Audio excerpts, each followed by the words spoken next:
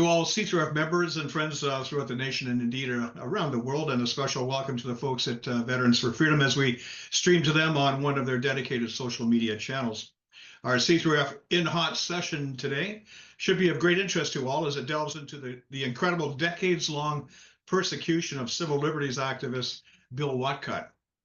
Bill has been in and out of the prisoner's dock on a rotating basis since the early 2010s for expressing his opinion on matters related to the distribution of LGBT materials and dogma throughout the public square. Even now, he is being called before the courts to be retried on charges that had been dismissed nearly 10 years ago. Talk about double, triple, and quadruple jeopardy in Canada. We are very fortunate to have an expert wingman to help us understand the persecution of Bill Whatcott.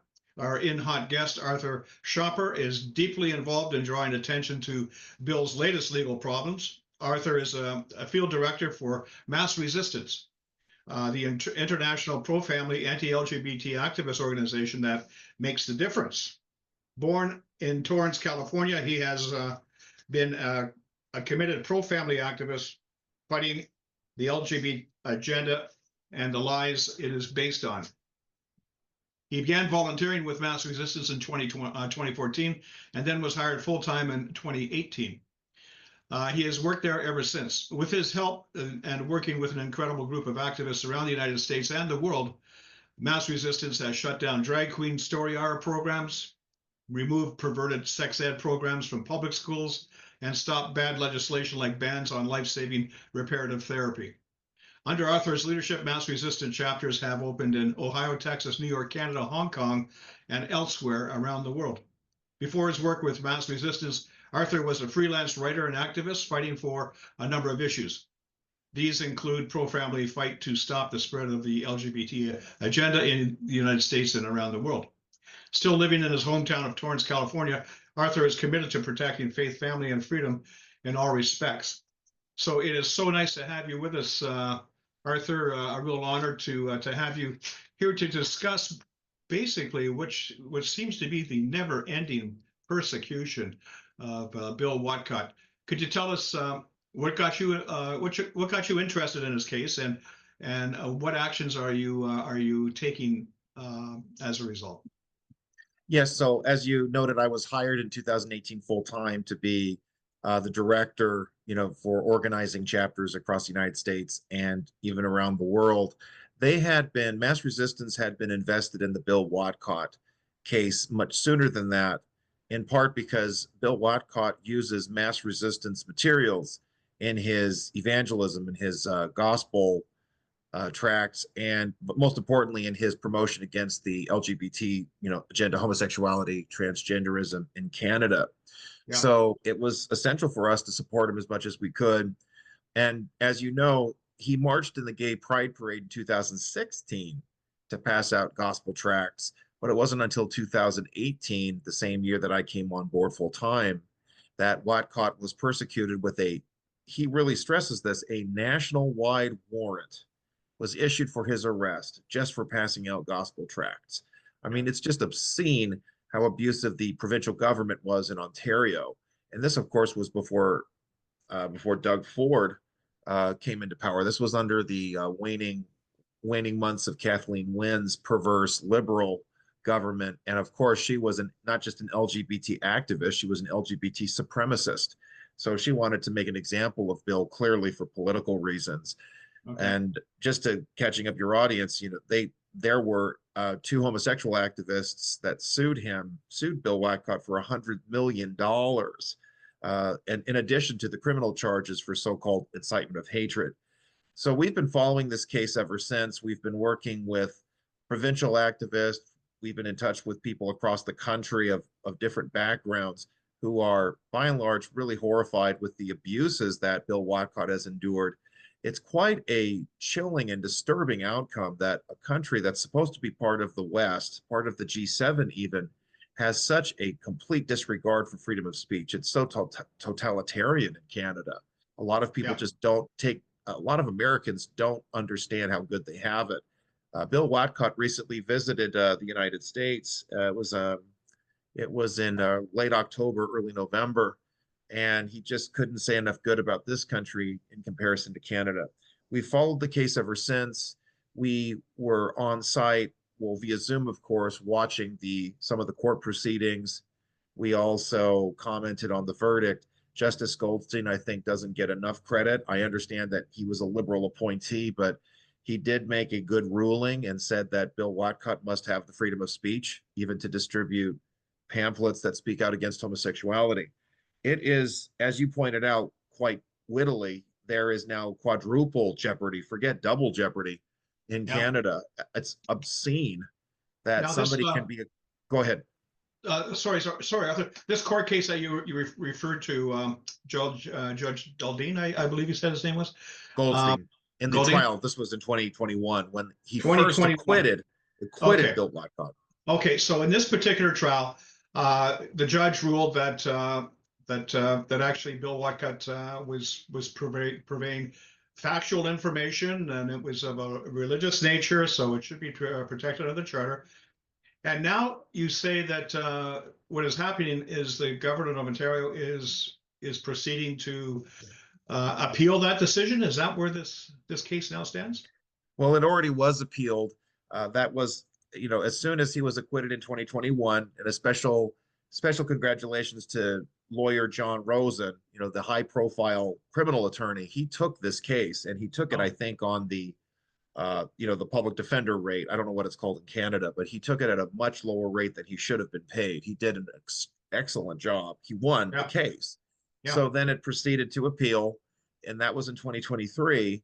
And a 3-panel appellate court, they ruled unanimously that, well, they should have included an expert witness on gay history and gay themes, etc. Basically, this was a homosexual activist masquerading as a professor who should be able to share all of his vile homosexual bile in a courtroom. That should have been included, even though it's just astonishing. Justice Goldstein gave a clear, reasoned, well-established set of reasons why that expert witness was not included. But it didn't matter. This was a purely partisan decision, clearly, to further persecute Bill Whatcott.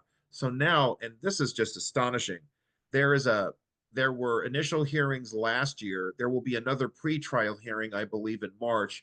Bill Whatcott does not have to appear in person for that, but the trial probably won't take place until 2026. This is 10 years of persecution over a handful of gospel tracts. In the face of the fact, pardon me, Russ, where do you live in the country? I'm in the Ottawa area, Ontario. Oh, okay. There you go. So I believe that's where the appellate court was, but although the trial court was in Toronto. But I mean, you've probably seen, you have massive crimes. What is it, like Toronto is like the car theft capital of the world. It's going crazy. There's absolute crime and anarchy in the streets, and yet the entire weight of the Ontario justice system is persecuting a Christian for gospel tracts. This is obscene. It's evil. It is the perfect symbol of what an evil regime that the Trudeau administration has. It certainly seems to be biased in the attention it pays to these so-called hate crimes. Now, you mentioned that this will be over 10 years by the time this gets into some sort of court in 2026. I would suggest that it's more than 10 years. And I'm going to flash back a bit here. I'm going to share a screen, and I'll just show you this article I wrote. I was looking at this some time ago in 2019. I wrote what I call an update, and this one deals with freedom of speech in Canada. And here I talk specifically about the truth and law in the case of Bill Whatcott. And here I just want to, I can kind of see where they're going with this appeal, because this is back in 2013, and we talk about two cases back in as far back as 2013. The first case involves a refusal to call a person he believed to be a man a woman. This is Bill. He's being taken to task for this. The second involves the distribution of material in a gay pride parade that highlighted the health risks associated with homosexuality. Again, this is back around before 2013. Both cases use Section 1 of the Charter to place reasonable limits on Mr. Whatcott's right to free speech, limits that need to be demonstrated in a justifiable and democratic society. This clause, in conjunction with hate speech provisions that accommodate the sensibilities of identifiable groups, has put Mr. Whatcott in the bind he now finds himself in. And then I go on to say that both cases against Mr. Whatcott are frightening as the prosecution proceeds on the premise that truth is not a viable defense. This is what really got my attention. This is back in 2013. This concerning development in Canadian law comes from a Supreme Court of Canada ruling against the same Bill Whatcott in 2013. This case saw the justices alter the definition of hate speech to remove the need for it to include a false and malicious misrepresentation of the words or actions of others.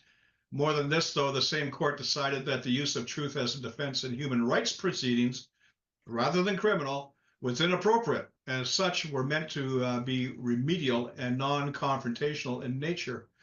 In other words, the truth cannot be used as a defense if you're going up before human rights tribunal in Canada. And if I may interject, in the United States, just interject, in the United States, we have the same common law tradition supposedly that Canada has, but you can go all the way back to 1712 before the colonies were officially an independent country with Zenger versus New York. Truth has been established as a defense in our jurisprudence for over almost 300, that would be over 300 years now. Yeah. So this is a serious problem. I spoke with David Cook yesterday, and he talked about how the Charter of Rights and Freedoms needs to be amended to recognize unalienable rights. What a beautiful word that is. Yeah. Unalienable. Nothing can take it away. There's no such thing as reasonable limitations. This was the biggest fraud perpetrated by Pierre Trudeau, and I pray that Pierre Poilievre, we presume will be the next prime minister, will actually take the lead on changing the charter. This is an obscene abuse, and it must be rectified. Well, it certainly, Section 1 certainly opened up a hole that a truck could drive through. And in my mind, it's not just the Section 1 itself. I mean, it's the intent. I mean, we have clear indications here that the intent of the drafters of the charter was to enshrine these rights as fundamental. They called them fundamental for a reason. But our courts have just dumped that and just gone off and run down a totally different path, to the point where truth is not a viable defense. And now I'm starting to see the strategy behind this appeal that's coming up for a Bill Whatcott, because what they're going to argue is that in Canada, truth is not a defense. With all due respect, a slight correction: the appeal has taken place. A new trial has been called for in 2026. Okay, so this new trial, I can see what the strategy there is. They're going to ping off this 2013 Supreme Court of Canada ruling where truth is not a defense, and if someone's offended, well, then we're talking about hate speech now, and you could be brought up on hate speech charges as a result. So I think that's exactly the road that Bill is headed down. But yes, this is a serious problem. I give special recognition to one of Canada's national treasures, I think, Jordan Peterson, and his interview with Kathy Newman. In order to think, you have to risk being offensive. And the whole point of Trudeau's communistic regime is that you shouldn't be allowed to think. You shouldn't be allowed to even be free. However, we wandered into a territory here, Arthur, where hate, which is hard to define in any as it's so subjective, it's an emotion. But what we're getting down to here is in Canada, it's coming down to, well, you have to depend on the eye of the beholder to determine what hate is. And now hatred could mean anything to anybody. And if you have anybody, an identifiable group that has a particularly thin skin, well, they're going to be charging people with hatred left, right, and center. And they're going to be within the law in Canada to take you to court, to punish you, and end up in jail. I don't know. Look at the punishment that Bill's undergone. I mean, you can say the process is the punishment, and he has certainly been processed to the point where he's lost his life. I just don't know how he does it. But do you keep in touch with Bill at all? Do you know how he fares up under this pressure? He's in good spirits in spite of the ongoing persecution. He actually has faced discrimination in other cases. He went to the Edmonton bike store just to get a gift for his son last year during Christmas time, and they rejected his they didn't provide him service because he's a Christian and because he has his views against homosexuality and abortion. This is something that needs to be confronted. He's filed a complaint with the Human Rights Tribunal of Alberta because it's not right for them. So he's like, if you're going to go after me for telling the truth, I have a right to go after you for discriminating against me. So that's a case that he's filed. What I wanted to stress, especially with your audience, is we are not passively waiting for the next trial. We are going after Attorney General Doug Downey of the province of Ontario. We are seeking constituents in his riding, in his Barrie riding. There's a couple of ridings in Barrie, Ontario, so it's hard for me to keep track of all of them. But we are seeking constituents in that area who will confront him and say, I'm your boss, and I want you to drop this case. This is an abuse of power. This is an egregious misuse of funds. It's an outrageous disregard for the will of voters and for the best interest of the province. Specifically, it's Barrie, Springdale, Oro, Medonte. He's the MP for that riding. We are looking for people in that area and around that area who can start pressuring him. We want his direct bosses, if you will, his constituents, to speak out. I've been in touch with a few of them, but the Christmas holidays took so much time and effort away from a lot of people that things were kind of put on hiatus. But we are renewing this effort. We have got to put a lot of pressure on Doug Ford's government to drop this. This is obscene. Why they are continuing to do this. This was Kathleen Wynne's political persecution. Why would a conservative, so-called conservative government want to continue this? This is not in the best interest of justice. They should file an appeal or a statement to the judicial courts and say, this is a misuse. It needs to stop. Drop the case. They have the authority to do this. Well, maybe you need to educate me a little more. I'm still learning about it. I think in Ontario, I think in Canada, it's the provincial attorney generals that have the authority to bring hate charges forward. I think they need the attorney general's approval before they can be put forward. So obviously, it's the attorney general that can quash these types of proceedings. If you wouldn't mind, if you could share this with your audience too. I'm providing you the link for Doug Downey right now.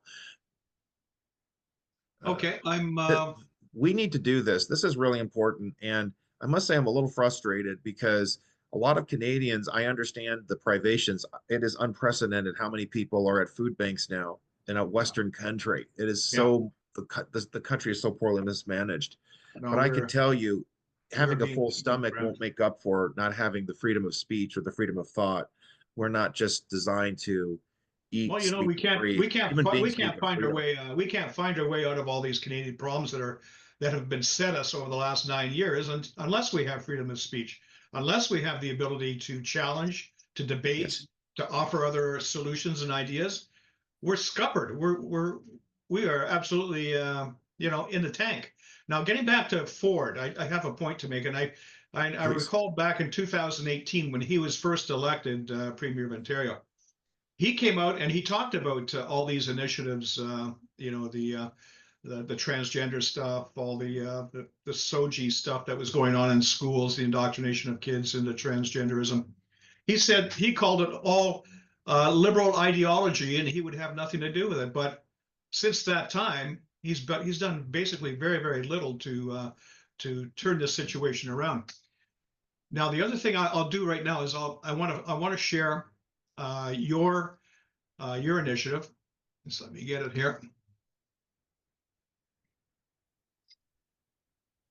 And here it is here. This is your Mass Resistance Canada activists pushing to stop outrageous and expensive government lawfare. That's your tract, and it describes, I put it up here for the benefit of the audience where they can see where they can go to the website to pick it up.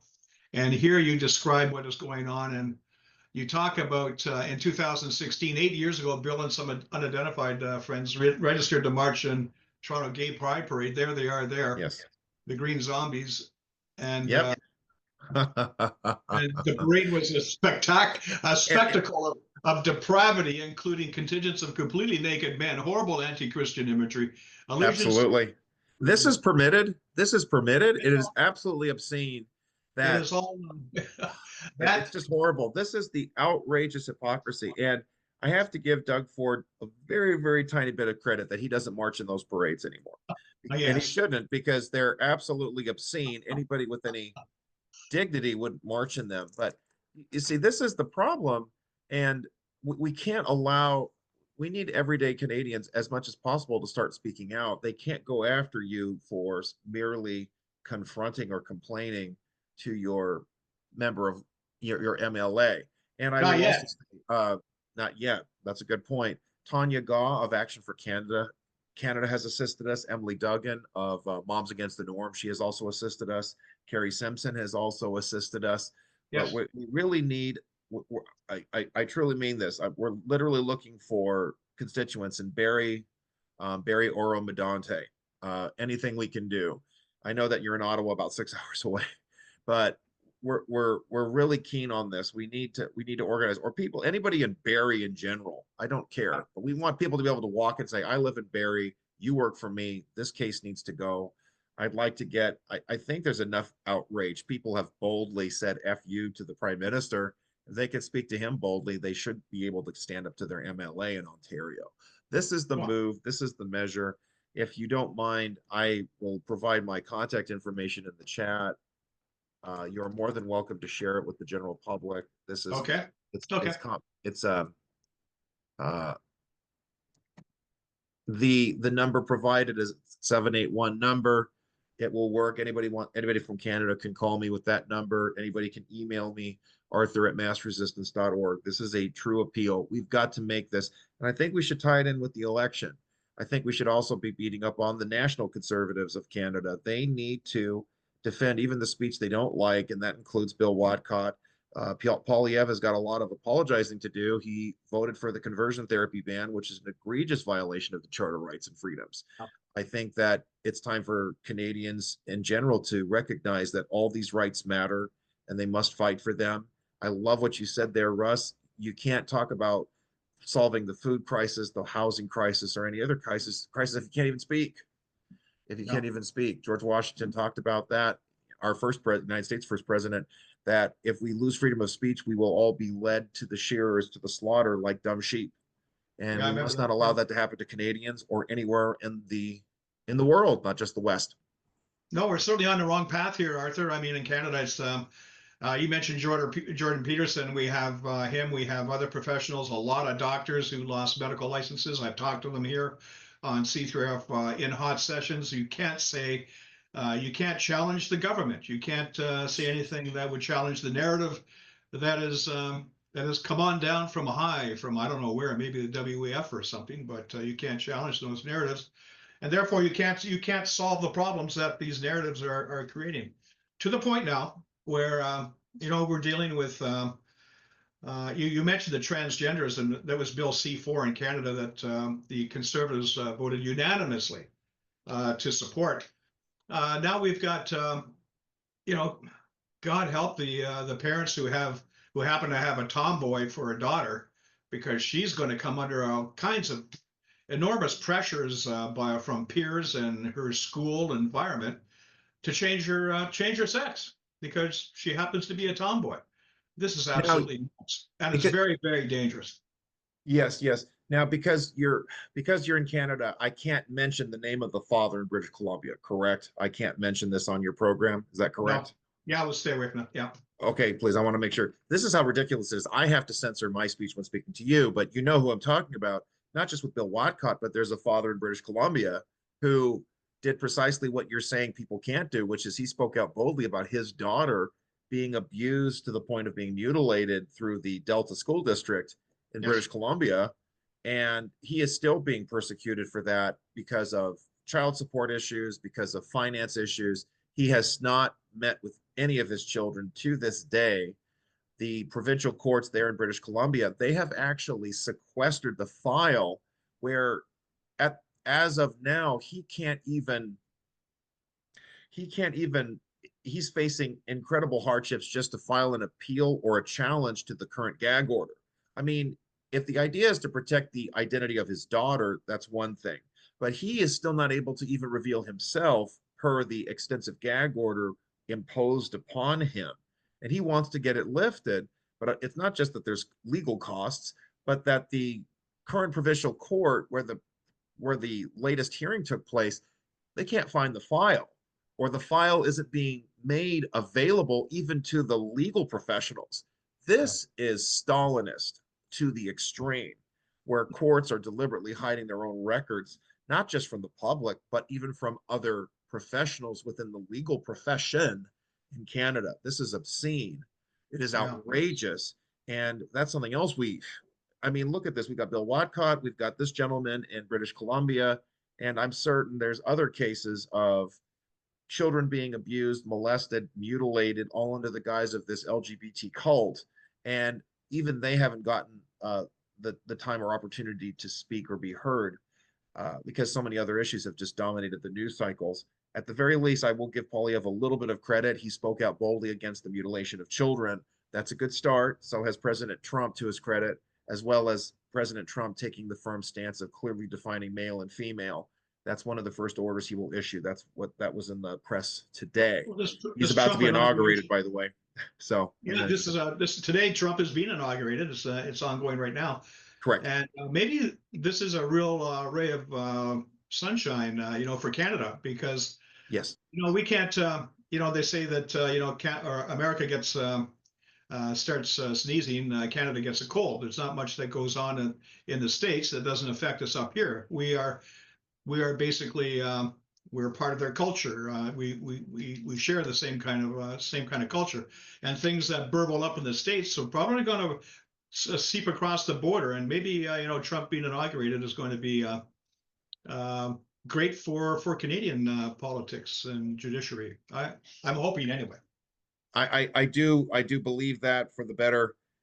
He had Justin Trudeau practically on his knees begging not to impose Oh, it's crippling embarrassing. tariffs on Canada. That was a start. Apparently, that helped push Trudeau to resign. I mean, his deputy prime minister resigned before him, in part because of the tariff controversy. So he's been assisting all of you in that regard. I think he supported the truckers boldly 3 years ago.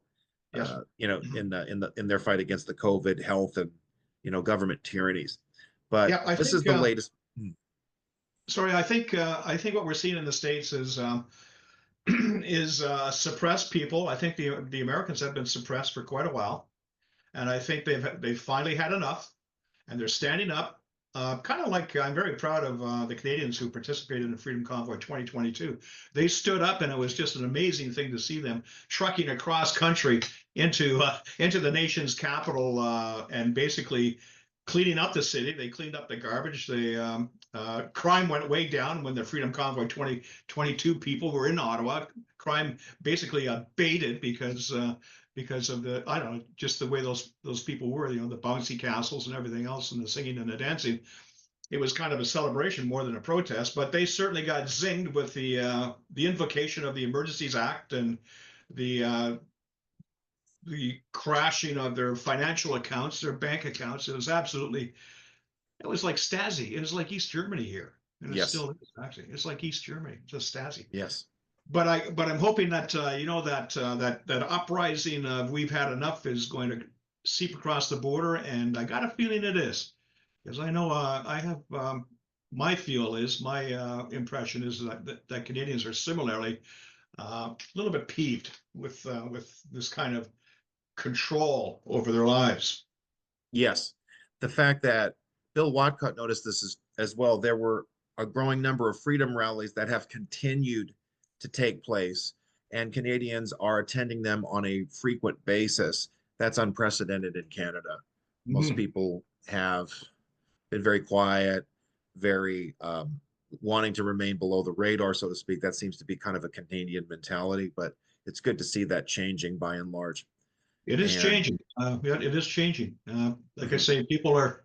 I guess it's gotten to the point where now it's impacting wallets and household budgets, because it's just gotten so bad that it's eating into our economy. All of this DEI stuff basically does away with meritocracy.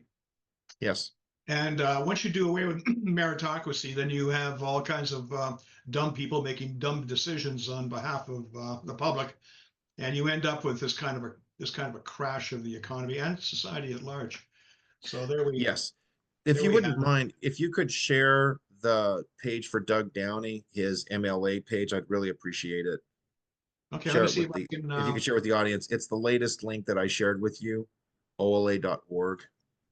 Okay, let me go to the It's in the chat. chat. Let's see.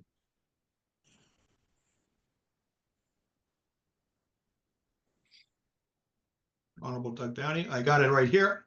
Thank you. And if we go to share screen,